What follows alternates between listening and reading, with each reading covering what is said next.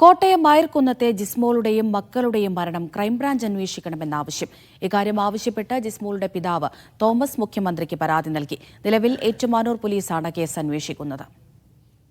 ജോസി ബാബു വിവരങ്ങൾ നൽകാനായി ചേരുന്നുണ്ട്. ജോസി, ഏറെ ചർച്ച ചെയ്യപ്പെട്ട ഒരു ആത്മഹത്യയായിരുന്നു ജിസ്മോളുടെയും മക്കളുടെയും. ഇപ്പോൾ എന്താണ് കുടുംബത്തിന്റെ ആവശ്യം? ഏറ്റുമാനൂർ പോലീസാണ് കേസ് അന്വേഷിക്കുന്നത്.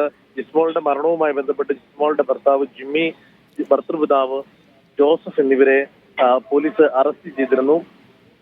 ആത്മഹത്യാ പ്രേരണ കുറ്റവും അതോടൊപ്പം ഗാർഹിക പീഡനം അടക്കമുള്ള വകുപ്പുകൾ ചുമത്തിയായിരുന്നു കേസെടുത്തിരുന്നത്.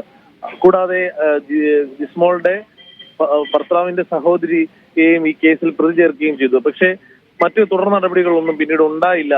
അറസ്റ്റിൽ കാര്യങ്ങൾ അവസാനിച്ചു എന്നതാണ് കുടുംബത്തിന്റെ ആക്ഷേപം. അതുകൊണ്ട് തന്നെയാണ് ജിസ്മോളുടെ പിതാവ് തോമസ് ഇപ്പോൾ മുഖ്യമന്ത്രിക്ക് നിവേദനം നൽകിയിരിക്കുന്നത്. കേസന്വേഷണം ക്രൈംബ്രാഞ്ചിനെ ഏൽപ്പിക്കണമെന്നാണ് കുടുംബത്തിന്റെ ആവശ്യം.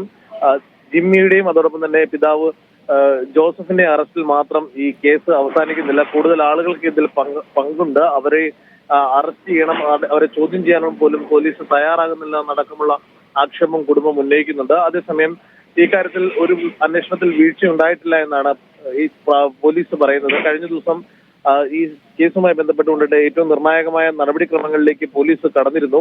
ജോസഫിന്റെ ശബ്ദ പരിശോധന അടക്കം ഈ കേസിലെ ഏറ്റവും നിർണായക തെളിവായ ശബ്ദ സന്ദേശം എന്നത് സ്ഥിരീകരിക്കുന്നതിന് വേണ്ടി ജോസഫിന്റെ ശബ്ദം പരിശോധിക്കുന്നതിനായി തിരുവനന്തപുരത്തെ ലാബിലെത്തി പരിശോധന അടക്കം പൂർത്തിയാക്കിയിരുന്നു.